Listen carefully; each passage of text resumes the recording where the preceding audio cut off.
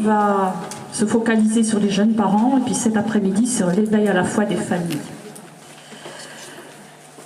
Alors cette intervention, je la ferai en deux parties.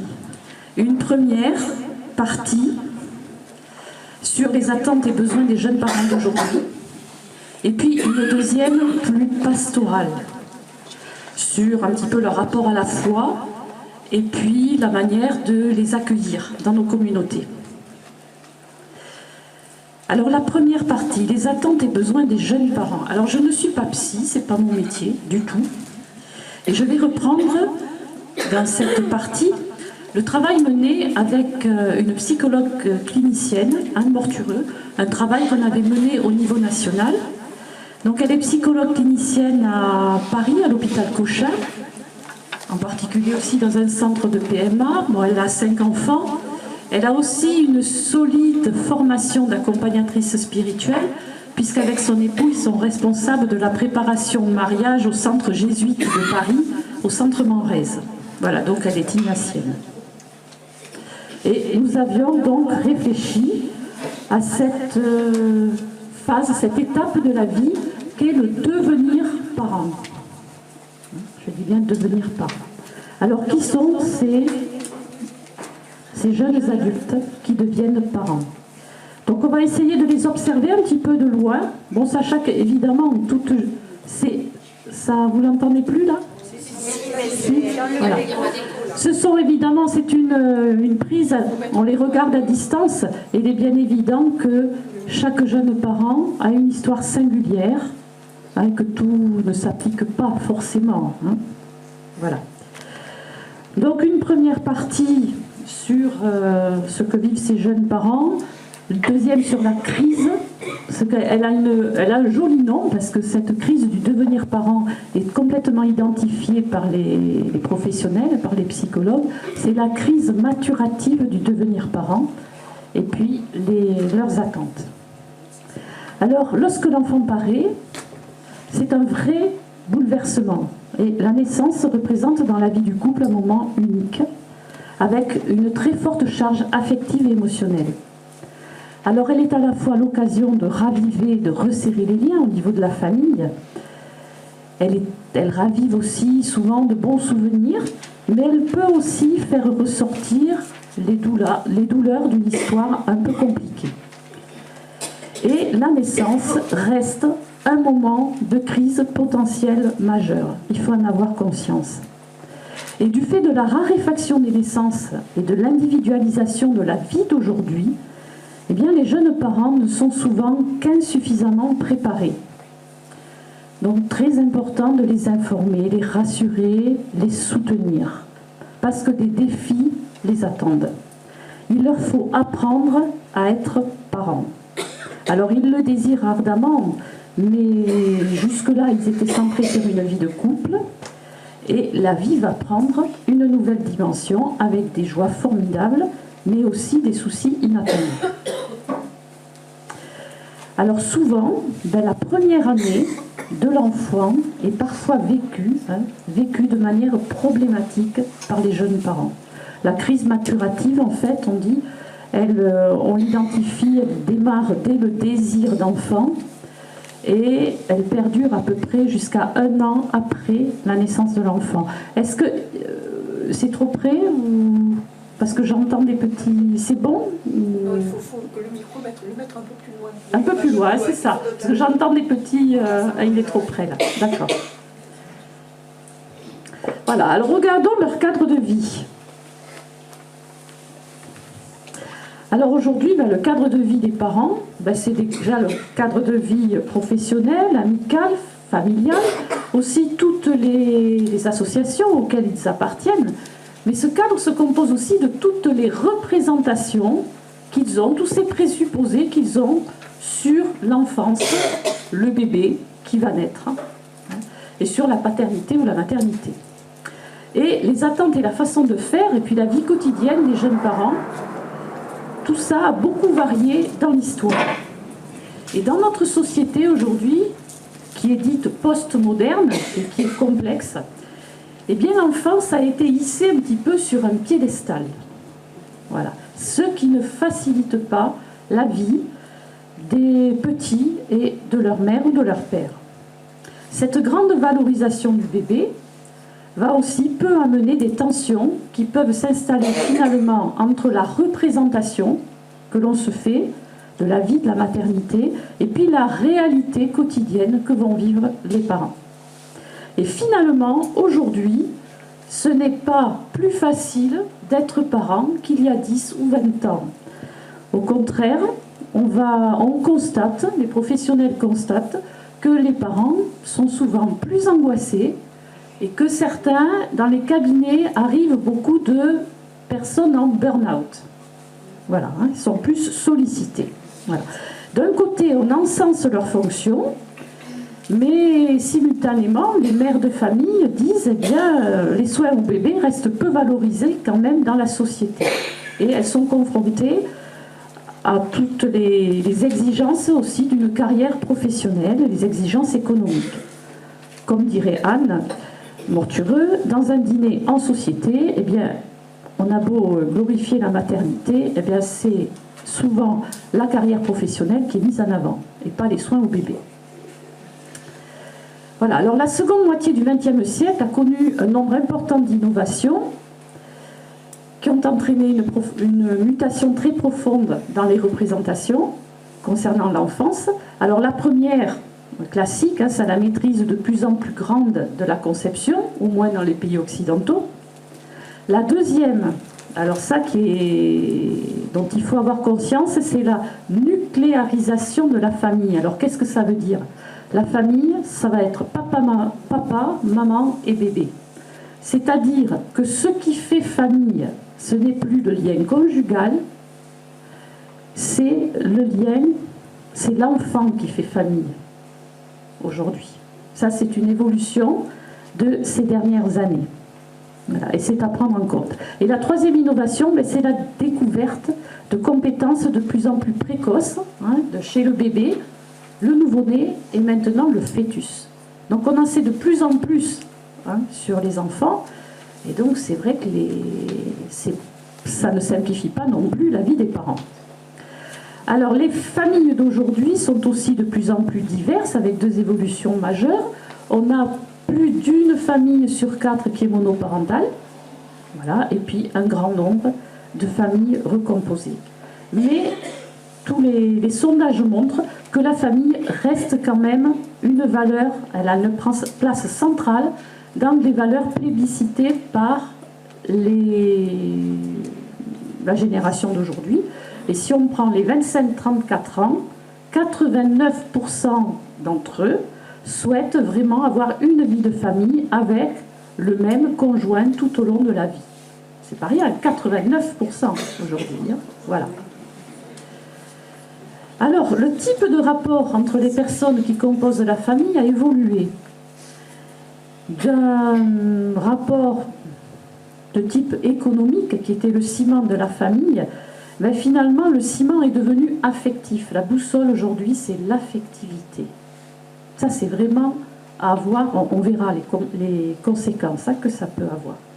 Donc, l'attachement et l'amour sont devenus des composantes vraiment importantes de la vie familiale, et beaucoup plus importante qu'il ne l'était auparavant. Cette évolution de la famille occidentale a modifié le type de rapport entre les personnes qui la composent. L'attachement et l'amour entre les générations vont devenir des impératifs, hein, de cette famille nucléaire. Pour l'enfant, la qualité du lien affectif avec ses parents va devenir un facteur essentiel, hein, pour son développement. Et pour les parents, l'amour porté à l'enfant, c'est devenu aussi un impératif. Mais pour le couple aussi, l'amour est devenu quelque chose d'impératif, d'où des exigences, il faut être au top en tout, et des exigences qui ne sont pas toujours faciles à tenir. Comme disait Anne, autant on peut répondre à une obligation de résultat au niveau du nombre de biberons à donner, autant être au top toujours, à la hauteur, en amour, etc., par rapport à son conjoint, les enfants, etc., et par rapport au niveau de performance que demande à la société d'aujourd'hui, eh bien, c'est pas toujours facile. Et là, souvent, les jeunes d'aujourd'hui sont peu préparés à la première crise et au premier nuage qui s'annonce et qui passe. Alors tout ceci se passe en plus dans un contexte de crise de la transmission. Ces jeunes parents ont souvent eu des parents soit qui ne savaient pas transmettre, soit qui ne le souhaitaient pas. On est dans les parents de l'après 68, les grands-parents disons. Donc, et puis de toute façon, la société d'aujourd'hui remet tout en question ou relativise ce qui a été transmis. Alors j'entends quelquefois que les parents d'aujourd'hui n'ont plus de repères. Alors c'est plutôt l'inverse. Ils sont dans un trop-plein de repères. Ben pourquoi? À cause d'Internet et de tout ce que véhicule la société. Alors ce qui génère des angoisses, parce que quand sur Internet on trouve tout et son contraire, eh bien comment discerner ce qui est le meilleur pour mon enfant? C'est pas évident. Et c'est source d'angoisse. Donc les parents d'aujourd'hui sont plus angoissés. S'ils sont hésitants, ça peut faire des bébés inquiets, qui pleurent, et donc ça remet en cause le parent, voilà, et ça peut être source de crise. Ça peut aussi amener à des comportements excessifs. Elle constate aussi que certains souhaitent être accrochés à des façons soi-disant classiques par peur de l'inconnu et par manque de confiance en soi. Et la peur de savoir-faire face au neuf. Alors, par ailleurs, il y a un autre facteur aussi, c'est que les jeunes parents d'aujourd'hui sont de plus en plus isolés, de par les mutations professionnelles. La famille est souvent loin. Et puis, cette société de la performance, donc, n'aide pas, parce qu'il faut être au top en tout. Voilà, il faut être, pour une mère, il faut être au top dans sa vie professionnelle, au top dans sa vie d'épouse, dans sa vie de mère, être une cuisinière hors pair, et puis la déco de la maison, et puis le jardin, et puis voilà, au top, au top. Donc vous voyez la palme du burn-out, à qui elle revient. Et c'est ce que constatent les psys dans leur cabinet. Alors je ne veux pas, il y a des jeunes parents, je ne fais pas un tableau noir là, c'est pas, vous verrez, très belle chose. Mais c'est pour essayer de comprendre, avec quelle attention accueillir les parents d'aujourd'hui. Voilà, avec quelle attention. Voilà, alors la crise, je vous disais, elle a un nom, c'est la crise maturative du devenir parent, parce qu'on ne naît pas parent, on le devient. Et devenir parent, c'est une expérience de passage, parce qu'on cesse d'être l'enfant de ses parents pour endosser à nouveau ce rôle. Voilà. Et ce processus, il se déclenche dès le désir d'enfant. Je disais, voilà, il perdure jusqu'à au moins 1 an après la naissance de l'enfant. Et à chaque naissance d'un nouvel enfant, il y aura un nouvel équilibre à retrouver. Alors, le père, devenir père, c'est pas évident. Alors le père ne porte pas l'enfant dans sa tête, il ne le porte pas dans son corps, mais il va être travaillé dans sa tête par les relations avec son propre père, celui de son enfance et de son adolescence. Dans ces moments-là, on s'identifie beaucoup aux parents du même sexe. Mais voilà, l'homme doit cesser d'être le fils de son papa pour devenir le père de son enfant. Voilà. Et ça peut générer des tensions, des sentiments, soit de rivalité, de jalousie, ou on peut se sentir incompétent aussi. Voilà. Donc on est habité, le futur père est habité, et il n'y a pas de préparation en fait pour les futurs pères.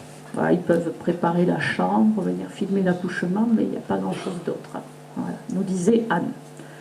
Alors devenir mère aussi, c'est un passage. C'est réemprunter le chemin que notre mère avait suivi auparavant. Voilà, simplement, on prend sa place et notre bébé va prendre la nôtre. Alors l'enjeu, ça va être de faire pareil, mais différemment, avec notre propre histoire. Et c'est pas si simple. Voilà. Naître mère, ça va séparer une séparation psychique d'avec sa propre mère. C'est aussi une somme de renoncement. Renoncer à la mère imaginaire, renoncer à son corps d'avant, à sa vie d'avant, à son bébé imaginaire, pour découvrir un bébé réel et être affronté, disons, à une vie réelle. Alors, Anne Mortureux a une belle image de la maternité, c'est un voyage en avion. Voilà. Les 3 premiers mois, c'est le décollage, avec des dépressions majeures. Hein, un peu... du 4e au 6e mois, c'est le voyage en croisière, la lune de miel, bébé-enfant, mais mère-bébé. Voilà. Et puis, la 3e partie de la grossesse, c'est l'atterrissage, hein, avec toutes les dépressions. Voilà, on sort le train d'atterrissage et ça fait un peu... Voilà, on sort de sa lune de miel avec bébé. Redépression atmosphérique. Alors la vie de famille va être transformée et les parents peuvent vivre des ambivalences au fond d'eux-mêmes, parfois très violentes, à l'égard de ce petit être adorable que l'on a tant entendu, mais qui vous réveille la nuit, qui vous inquiète quand il dort trop ou pas assez, quand il mange trop ou pas assez. Et elle témoignait de la solitude dans son cabinet, de jeunes mères qui viennent et qui lui disent combien elle n'avait pas imaginé la solitude dans laquelle l'arrivée de leur enfant les plongerait, en fait. Ni la violence des sentiments qui montaient en elle. Voilà, le lien à l'enfant est des plus forts chez les jeunes parents, donc les sentiments qu'ils génèrent sont aussi à la hauteur, hein, de la force des sentiments. Donc ça peut être générateur de tension, chez certains il faut aussi en être conscient, même de fortes crises si les jeunes parents ne se sentent pas dans leur tête à la hauteur. Alors le parent qui est au courant aussi des compétences de l'enfant, hein, va compter sur ce dernier pour lui apprendre son métier de parent. Mais l'enfant ne peut pas être le seul médiateur. Alors les ressources classiques, Allô maman ou Allô belle maman, ça s'est modifié. On a aujourd'hui les réseaux sociaux, les forums, Internet, hein, qui permettent, voilà, de trouver... quantité de réponses aux questions, sauf que on y trouve le tout et son contraire, ce qui n'est pas simple pour les parents. Côté aussi rôle dans la famille, les rôles sont moins clairs qu'auparavant et ils doivent être négociés entre le père et la mère, ce qui peut être source de tensions qui peuvent rapidement s'effacer ou pas. En fait, aujourd'hui, la boussole est devenue, c'est l'affect. L'affectivité, c'est la boussole, souvent des couples d'aujourd'hui. Il faut se faire aimer avec toute l'ambiguïté, parce que certains le déclinent en « il faut se faire aimer par son enfant », avec tout ce que cela implique sur l'éducation. Voilà, on va tout faire pour se faire aimer de son enfant. Voilà, bref, devenir une famille, c'est un travail, et ça ne va pas de soi. C'est un travail passionnant, mais on n'est pas toujours préparé à toutes les questions qui naissent. Alors, du coup, quels sont les besoins et les attentes de ces jeunes parents? Alors, leurs attentes, c'est le revers de ce que je viens de dire. Ils attendent d'abord un accompagnement discret et respectueux. Et dans cette rencontre, le lien va passer par l'affectivité devenue centrale, d'où l'importance de tisser un lien de confiance. L'affectif, la convivialité vont prendre une place vraiment importante. Ces parents, ils ont besoin d'être reconnus, encouragés, hein, dans leur capacité parentale, d'être valorisés en tant que parents. Ils ont besoin d'entendre aussi que c'est pas facile d'être parent aujourd'hui. C'est beaucoup plus difficile d'être parent aujourd'hui qu'il y a 20 ans. Alors cette crise, cette transformation, hein, c'est aussi une dynamique à l'œuvre. Le couple est en recherche de ce qu'il va devenir Et c'est aussi une ouverture à des possibles, à des propositions aussi qui peuvent donner sens. Il y a tout un avenir, des nouveautés impossibles qui s'ouvrent. Ils ont besoin aussi de nommer, de désigner les émotions qu'ils traversent sans jugement, de pouvoir exprimer leurs questions sans être jugés, dans une recherche de sens de vie.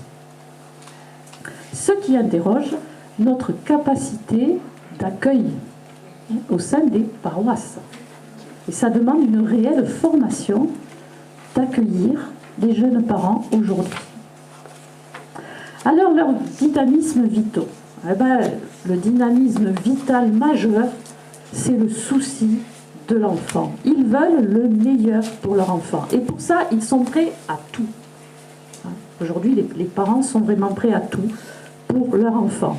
Et même à s'aventurer sur des terrains inconnus et à rentrer dans une église. Voilà. Et ils jonglent avec des emplois du temps absolument phénoménaux, hallucinants. Voilà. Parce que, voilà, il faut faire le maximum pour son enfant, sans s'oublier soi-même, ni oublier son conjoint. C'est le super parent. Mais qui a le droit d'avoir des jours sans. Et il ne faut pas lui en vouloir. Il surgit malgré des situations ou un passé difficile. Et cette force de vie est magnifique et elle permet aussi d'avancer. Elle les pousse en avant. Voilà, donc ces jeunes parents se situent dans un moment de leur vie d'un dynamisme extraordinaire, un temps de transformation. Cette crise maturative du devenir parent les pousse et les ouvre à des possibles. Mais ça veut dire aussi qu'ils sont vulnérables pendant ce temps-là. Donc, parfois, facilement sur la défensive. Ça ne veut pas dire qu'ils ne vous aiment pas dans les équipes pastorales. Ça veut dire qu'ils sont un peu remués, donc ils ont vraiment besoin d'être écoutés, tels qu'ils sont. Donc voilà pour cette première partie sur ces parents d'aujourd'hui, cette crise maturative, qui vont les ouvrir à un questionnement existentiel. Et c'est pour cela que la période de la préparation baptême, où ils viennent demander le baptême à l'église, de la préparation mariage, parce qu'aujourd'hui, plus d'un couple sur deux qui demande le mariage est déjà parent. Voilà. Que la période aussi de l'après-baptême, la période de l'éveil à la foi, eh bien ce sont des temps particulièrement favorables pour entrer en dialogue avec ses parents et entrer par rapport à toutes les questions existentielles qui les habitent. Tisser du lien, et ces liens après pourront s'enrichir et évoluer pendant tout le temps de la catéchèse et de la croissance de leur enfant. Mais c'est plutôt dans cette période importante, et c'est dû à la crise maturative du devenir parent, c'est cette période qui est un pivot où les parents sont très ouverts aux questions existentielles. Vous avez vu que les fiches dans le kit famille, ce sont des questions existentielles. Être heureux en famille, qui les habite, avoir peur et faire confiance, point d'interrogation. Voilà, on parle des questions existentielles qui les habitent. Quand ils vont arriver à l'âge de la catéchèse, ils sont toujours habités par des questions existentielles, mais ils ont un petit peu dépassé cette crise maturative. Voilà. Alors, comment les accueillir? Ça, c'est une question. Comment les accueillir? Alors, le pape en plus a sorti, vous savez tous, la joie de l'amour, Amoris Laetitia, en avril-mai 2016, où il décrit très bien la vie des familles aujourd'hui. Il dit d'ailleurs que c'est pas, je l'ai épluché pour la transmission de la foi, c'est un travail que j'ai dû faire par ailleurs, un travail de recherche, et donc il constate, et c'est la première fois que dans le magistère on pose ces mots-là, il dit: la transmission de la foi de parents à enfants est rendue difficile par le style de vie actuel, les horaires de travail et la complexité du monde contemporain. Voilà, ça c'est bien posé. Donc, pour les accueillir, bon, je vais donner plusieurs points d'attention, ce ne sont pas les seuls, ils ne sont pas exhaustifs. Déjà, être très attentif à la manière de les écouter, de dialoguer, avec un regard inconditionnellement bienveillant, en les acceptant tels qu'ils sont, sans porter de jugement et dans le respect de la diversité des familles. Ça, c'est bien marqué dans le texte national pour l'orientation de la catéchèse en France. Vous irez voir, il y a page 82-83, vous avez un paragraphe sur la famille, où on le dit bien. Les familles ont besoin d'être soutenues dans la responsabilité de parents, et cela demande fondamentalement qu'elles soient accueillies et respectées, quel que soit le statut matrimonial des parents. Et là, le pape François a enfoncé le clou dans son exhortation. De plus en plus souvent, un seul des deux parents porte le souci de la foi. C'est aussi à prendre en compte, et de l'éducation chrétienne. La convivialité aussi, l'attention portée à leur centre d'intérêt et l'adaptation à leur mode de communication, Internet, réseaux sociaux. C'est important de s'adresser à eux par leurs moyens de communication. Un deuxième point aussi important, c'est d'être dans une attitude d'aîné dans la foi, en ayant conscience que l'esprit, que Dieu travaille au cœur des parents et des familles et qu'il précède les catéchistes et les animateurs. C'est l'initiative première de Dieu. Alors j'entends souvent, surtout les préparations de baptême, « Oh là là, ils viennent, mais alors, on ne sait pas pourquoi. » Leurs demandes, leurs demandes, elles paraissent souvent complètement en décalage avec les propositions de l'Église. Et pourtant, ils sont là et ils viennent. Parce que la société d'aujourd'hui ne les pousse pas à venir. C'est pas comme il y a 15 ans ou 20 ans. On pouvait dire à l'époque, je viens parce que la grand-mère. Alors j'avais celle qui m'a précédée, au SNCC, elle répondait, vous savez, quand ils se sont mis en ménage, ils n'ont pas suivi le conseil de la grand-mère. Alors pourquoi ils le suivraient pour demander le baptême? Non, s'ils sont là, ils n'ont pas les mots, ils n'ont plus les mots de la foi, mais s'ils sont là, c'est qu'il y a quelque chose qui les pousse. Même si pour les équipes pastorales, ça semble bien mystérieux. Alors n'ayons pas peur de les accueillir avec la même qualité d'écoute et d'accompagnement que des catéchumènes. Voilà. Et ceux qui... je vois Anne qui voilà, les accompagnateurs du catéchuménat en savent quelque chose. Voilà. Donc ces parents... Et commencer, alors je connais un prêtre qu'on avait en cours sur un cours sur la crise de la transmission de la foi, qui nous disait, souvent, la première question qu'on pose quand on accueille une famille, on leur demande, pourquoi demandez-vous le baptême? Et ils nous disaient, mais c'est la dernière question à poser, pas la première. Ils sont incapables de répondre, ils n'ont pas les mots. Par contre, partir de leur vie, qu'est-ce qui est important pour eux dans leur vie vis-à-vis de leur enfant? Ah oui, là on peut commencer à tisser un dialogue petit à petit pour arriver aux questions de sens et aux questions de foi. Mais quand ils arrivent, voilà, ils sont là, mais ils n'ont pas les mots pour dire pourquoi ils viennent demander le baptême. Alors, un autre aspect aussi, c'est les encourager, leur faire confiance, les valoriser, les rassurer.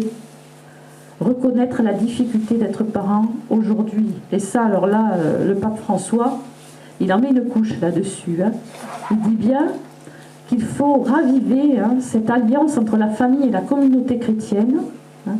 Il a dit, je le cite là, il faut raviver l'alliance entre la famille et la communauté chrétienne. Il faut veiller à valoriser les couples père et mère comme sujet actif de la catéchèse, les aider à valoriser leurs propres fonctions, encourager les familles, une pastorale positive, accueillante. Vous voyez, il y va. Voilà, valoriser. Alors, un autre point aussi, c'est valoriser chez les parents, les familles, les pierres d'attente pour l'évangile. C'est-à-dire tout ce qui est beau et bon, ces moments de vie qui mettent sur le chemin de l'évangile, au cœur du quotidien de la famille. Alors, important à ces parents souvent angoissés, de leur dire que leur pratique est évangélique et qu'elle est structurante pour leur enfant. Alors, quelques exemples de pierres d'attente pour l'Évangile, vous en avez dans le texte national, et bien, c'est oser le pardon, demander et donner, prendre des repas ensemble, prendre soin des malades, de la famille, des plus petits, partager des services, vivre l'hospitalité, dire merci, s'émerveiller devant la création. Et vous vous souvenez ce texte qui avait fait le buzz, hein, du pape François, les 3 mots pour une vie heureuse en famille. C'est merci, s'il te plaît, pardon. Voilà, c'est les 3 mots. Voilà donc quelques exemples de pierres d'attente pour l'Évangile. Il y a aussi donc s'adapter à leur rythme de vie et à l'accélération du temps. Cette accélération du temps pèse sur la famille. À la fois c'est très beau. Nous vivons dans un monde passionnant. Je ne voudrais pas vous dire que le monde actuel, c'est un monde passionnant. Et voilà, il faut l'habiter. L'accélération du temps est un des facteurs. Et donc faire des propositions à une horaire qui respecte leur vie de parents, en tenant compte à la fois des parents et des enfants. Et puis honorer ce que l'on avait annoncé. Et le grand congrès là, sur la famille, c'était en 2011, l'année sur la famille, avait montré que la famille est souvent vécue comme un lieu de décélération. C'est très beau cette expression, lieu de décélération. C'est-à-dire c'est là que les membres de la famille viennent un petit peu pour se reconstituer. Alors un point très très important maintenant que je vais aborder, qui est un petit peu à la source aussi de ces nouvelles propositions vis-à-vis des familles, c'est prendre en compte le primat de l'individu. Ça, c'est une caractéristique forte de notre société, c'est que le « je », l'individu, prévaut sur le « nous ». Et dans la société pluraliste d'aujourd'hui, parce que nous ne sommes plus en société chrétienne, dans la société pluraliste d'aujourd'hui, chaque sujet cherche à construire son identité. C'est-à-dire chacun va désirer construire ses propres repères et choisir lui-même son système de valeurs. Et les ressources qu'offre l'Église sont des ressources parmi d'autres. Et ces parents d'aujourd'hui, ils sont marqués par cette culture du sujet qui induit souvent un nouveau rapport à la foi. Pourquoi ? Parce qu'ils sont dans une logique d'identité, voilà, ils viennent se construire, et que les équipes pastorales sont dans une logique d'appartenance, appartenance à une communauté. Et donc il va y avoir quelquefois une mécompréhension, incompréhension entre les deux. Les jeunes parents vont s'adresser à l'Église pour venir y chercher des ressources de sens, pour se construire, donc eux-mêmes, pour les grands événements de leur vie, pour l'éducation chrétienne de leurs enfants. Ils sont souvent attirés par l'art de vivre chrétien. Bon, chaque année, le service national, donc la catéchèse du catéchuménat, fait une grande enquête sur les catéchumènes qui sont baptisés, les nouveaux baptisés, dans la nuit de Pâques. Et parmi les questions, il y en a une qui concerne un petit peu ce qui les a, qui a éveillé un petit peu ce désir. Qu'est-ce qui a éveillé? Par quoi ont-ils été attirés? Eh bien, l'art de vivre chrétien ressort, c'est ce qui ressort majoritairement. Ça nous interroge quand même. Hein. C'est ce qu'on donne à voir de la manière d'être des chrétiens qui interpelle les personnes. Voilà, donc ces jeunes parents, ils vont venir interpeller les communautés pour y trouver du sens, pour leurs enfants, l'éducation chrétienne, et puis quelquefois, on ne les voit plus. Et puis, on pourrait être tenté de dire, mais ils viennent en consommateurs, ils sont un petit peu utilitaristes. En fait, pas vraiment. Ils sont dans une logique d'identité, ils sont dans leur logique des jeunes d'aujourd'hui. Mais comme nous sommes dans une logique d'appartenance, on se dit, voilà, ils quittent notre groupe. Non, pas vraiment. Voilà, vous voyez? Donc, essayez d'éviter de les juger trop vite. Ça ne veut pas dire, si on ne les voit plus, ça ne veut pas dire qui sont plus chrétiens ou qui sont plus intéressés par la foi chrétienne. Il faut oser, et c'est un défi, hein, de passer de cette identité et de leur donner toute leur place au sein de la communauté, et de passer à ce niveau. Alors après, il y a favoriser les liens aussi entre familles et le partage entre parents. Je disais tout à l'heure que les mobilités professionnelles font que les jeunes parents sont souvent éloignés de leur famille. Et donc comment tisser, ils sont preneurs de liens avec d'autres familles, comment tisser des liens. Et là on a une réelle responsabilité. Fleurissent depuis quelques années, je ne sais pas si peut-être vous en avez entendu parler, les cafés poussettes. J'en ai peut-être déjà parlé. Non, ça vous dit quelque chose, les cafés poussettes? Voilà. Alors des cafés poussettes, qui sont des lieux où on accueille avec des espaces entre les places, les tables, il y a des espaces pour les poussettes. Il y a un espace aussi pour les jeunes enfants. Ces cafés totalement profanes et qui sont des entreprises privées, hein, entre guillemets à but lucratif et parce qu'il faut qu'ils vivent. Hein. Et bien, ces cafés poussettes trouvent un succès qui était totalement inespéré au départ. Les gens qui en ont monté disent que le budget prévisionnel a été largement dépassé parce que ça comble une attente. Et puis, dans les articles qu'on peut lire, certains disent, on voit même voilà, on peut observer, par exemple, dans ce semaine, souvent derrière la poussette, c'est une maman. Et puis le week-end, on voit la même poussette, mais c'est un papa qui est derrière. Voilà, voilà. Alors, ça a tellement eu de succès que maintenant, ces cafés poussettes proposent des ateliers, massage du bébé, vraiment, etc. Et que ça a du succès. Des diocèses, suite à ça, des diocèses donc ont ouvert des maisons des familles. Maisons des familles avec aussi des espaces d'accueil pour les familles. Donc vous voyez, c'est aussi de notre responsabilité de créer un espace, un lieu de vie pour ces familles. Alors regardez aussi la famille comme un lieu de vie finalement, c'est un système. Chacun peut s'éveiller à la foi, mais ce n'est pas forcément le parent qui s'éveille à la foi avant l'enfant. Parce que de plus en plus, c'est l'enfant qui, par ses questions, va interroger ses parents et va provoquer le réveil à la foi ou l'éveil à la foi de ses parents. Je cite dans ma paroisse, il y a un mois, la dernière matinée, c'était avant le dimanche, où les parents étaient rassemblés. Bon, nous avons de plus en plus d'enfants en âge scolaire qui demandent le baptême. Et on avait là les parents. Et des parents ont témoigné en disant, écoutez, un jour, notre fille est rentrée à la maison en nous posant une question. Est-ce qu'on est musulman? Alors, les enfants l'ont regardé en disant, mais pourquoi donc il nous pose cette question? Bon, elle continue, elle dit, oui, est-ce qu'on est musulman? Parce que moi, j'ai plein de copines qui me parlent de la foi, de ce qu'elles font. Voilà, elles me disent qu'elles sont musulmanes. Alors, est-ce que nous, on est musulmans? D'où on vient, nous?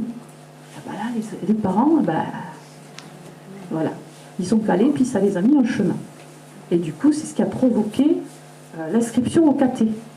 Et puis, de fil en aiguille, voilà, c'est arrivé au baptême, etc. Et ils ont dit, oui, on a cherché d'où l'on venait, en fait.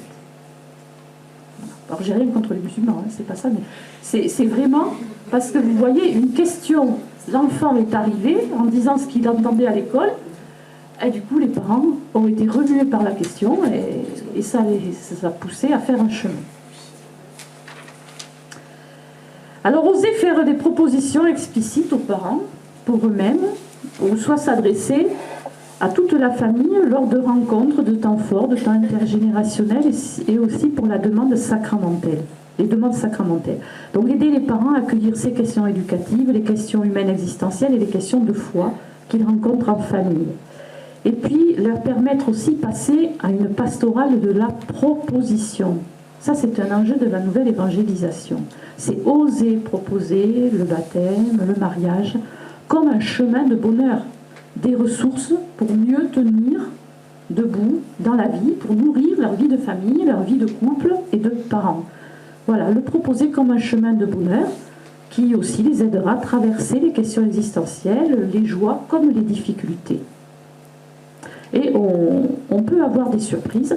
Moi, j'ai ma grande filleule qui est mariée. Enfin, il se trouve que le jour de son mariage, bon, c'était une messe d'un dynamisme. Moi, elle faisait partie du MEJ. Et puis, 1 heure après la messe, je suis allée me reposer et il se trouve que le jeune marié est aussi venu se reposer au même endroit que moi. Alors je lui dis, ben, c'était génial cette messe que vous avez pensée. Et à ma grande surprise, il me répond, j'étais très angoissée, ce n'était que la 2e messe de ma vie. Je dis, ah. Il me dit, ah ben oui, je ne suis pas baptisée, voilà. Et je dis, ah bon, et alors la préparation au mariage, tu l'as vécu comment? Il me dit, eh ben, je l'ai faite au début par amour pour elle. Puis en plus, nous, on nous a demandé 10 rencontres. C'était à Paris. C'était leur curé les avait envoyés là-bas. C'était un cheminement particulier. Donc il y avait 10 rencontres et un week-end. J'ai dit, ah bon, tout ça? Il m'a dit, eh ben oui, 10 rencontres. Au début, j'y suis allée et puis je me suis rendu compte qu'on nous a parlé de tas de questions que finalement, auxquelles j'aurais jamais pensé, hein, si on s'était marié sans vivre ces propositions. Et finalement, ça nous a vraiment aidé dans notre couple. Eh bien, si c'était à refaire, je recommencerai et je vivrai les 10 rencontres. Voilà. Et puis 2 ans plus tard, le premier baptême du premier, et ma fille elle me dit au téléphone, bah tu sais, la prépa baptême, c'était qu'une rencontre. On était vraiment frustrés parce que nous, on aurait bien recommencé. C'est un non-baptisé qui réclamait ça. Voilà. Donc vous voyez les idées qu'on peut avoir, préconçues. Voilà. Donc quelquefois, on a l'impression qu'on va les gêner, oser leur faire des propositions. Et puis traiter les parents aussi en tant qu'adultes, les considérer comme des acteurs et pas seulement comme des spectateurs des activités de leurs enfants. Et ça dans beaucoup de propositions d'éveil à la foi. Faire attention que les parents ne soient pas derrière leurs enfants et spectateurs, mais qu'ils aient une proposition aussi pour eux, qui les aide à cheminer et à avancer. Parce que ce qui est découvert et vécu ensemble, en fait, aujourd'hui, la première annonce, elle ne peut plus se faire au sein de la famille parce que les parents n'ont plus les mots de la foi. Donc ça veut dire que la première annonce, elle doit se faire auprès de toute la famille, parents et enfants, les deux à la fois. Et on en reparlera ce soir, hein, pour l'éveil à la foi, l'importance que ça s'adresse aux deux, parce que tout ce qui va être partagé, ça sera autant d'invitations à poursuivre à la maison, à en reparler, à chanter, à prier à la maison. Osez aussi témoigner, hein, du kérigme, c'est-à-dire de l'espérance chrétienne qui nous habite, et donner une place centrale au mystère pascal. Alors là, le pape François vraiment insiste, hein, sur l'annonce du kérigme au cœur de la famille. C'est une priorité. Toujours, et encore faire résonner la première annonce qui constitue ce qui est plus beau et plus grand. Il en parlait déjà dans la joie de l'Évangile, c'est-à-dire, hein, le kérigme, c'est Jésus t'aime, il a donné sa vie pour te sauver, et maintenant il est présent à tes côtés pour t'éclairer, te fortifier et te libérer. Et pour lui, c'est important que ce kérigme résonne à l'oreille et au cœur des familles. Donc, osez témoigner de cette espérance, parce que nous vivons une époque où demain ne sera pas forcément meilleur qu'aujourd'hui. Hein, je fais référence à ceux qui sont des 30 glorieuses, ou même à ce que j'ai pu vivre, moi, dans mon enfance, où on était toujours dans une progression, on se disait, bah, demain sera meilleur. Voilà, aujourd'hui, il faut reconnaître, puis, bon, vous voyez les événements de ces 2 dernières années aussi, bah, demain ne sera pas forcément meilleur. Par contre, on est sûr que le Christ est à nos côtés tous les jours et qu'il nous accompagne, et que faire confiance, ça nous met debout. Voilà, lui faire confiance, ça nous encourage dans la vie. Et qu'on a une espérance. C'est Jean-Marie Petitclerc, hein, qui disait, je le cite, « La source du mal-être de la jeunesse réside dans le regard négatif que les adultes portent sur demain. Nous sommes dans un monde qui est beau, voilà, hein, qui est passionnant. Voilà. Et demain, nous avons une espérance dont il est important de témoigner. Il montre l'importance d'accompagner les parents dans l'éducation de la foi. Alors ce terme accompagnement, c'est un des termes majeurs de la joie de l'amour, de l'Amoris Laetitia, donc sorti par le pape François il y a 6 mois. Pour vous dire, je vais vous faire, dans ce petit travail de recherche, je me suis amusée à compter, à identifier un petit peu des mots, l'évolution des mots employés entre l'avant-dernière encyclique concernant la famille, qui était Familiaris Consortio, sortie par Jean-Paul II en 81, publiée en 81, et donc faire une simple comparaison de vocabulaire. Le mot accompagnement, dans la joie de l'amour, 61 fois. Dans Familiaris Consortio, c'était 6 fois. Donc vous voyez, on est passé à un vocabulaire de l'accompagnement. L'écoute, on est passé de 5 à 26. Vous voyez. Le regard, regarder les personnes, ce terme-là, on est passé de 6 à 52. Le pape François parle beaucoup de regarder les personnes, les accompagner. Le chemin, le cheminement aussi. Il dit bien, il insiste, les familles sont sur un chemin de maturation. Elles sont en route. Et bien ces termes-là, de 17 à 68. Vous voyez l'évolution du terme. Le terme discerner aussi, on va passer de 12 à 46. Alors le terme intégrer, quand il dit accompagner, le pape François parle d'accueillir, accompagner, discerner et intégrer les personnes. Ce terme intégré n'existait pas en Familiaris Consortio. Il n'y a aucune occurrence du terme. Là, il y en avait 37 dans le terme, vous voyez. Donc, il y a des évolutions. Tout ce qui est autour de la spiritualité, du respect de la liberté des personnes est aussi très présent.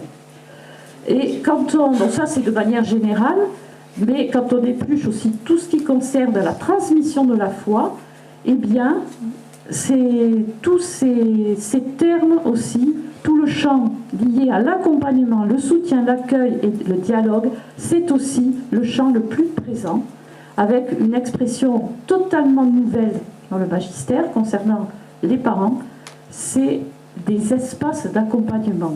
Proposer des espaces d'accompagnement aux parents, au sein des communautés. Voilà. Et il en parle, bon ça il en parle, ça j'y reviendrai, mais par exemple à l'occasion de la demande de baptême, de la première communion, vous voyez le travail que ça implique, accompagner les parents. Et puis il parle aussi de formation à la lecture de parole de Dieu, des espaces de prière et de spiritualité, et il parle aussi de la catéchèse familiale comme une des formations majeures pour les jeunes parents. Donc là, nous, on est en plein là-dedans. Voilà, je vais m'arrêter là pour ce qui concerne les parents et les points d'attention pour l'accueil de ces parents. Et puis on passera à l'éveil à la fois des familles, parents et enfants cet après-midi.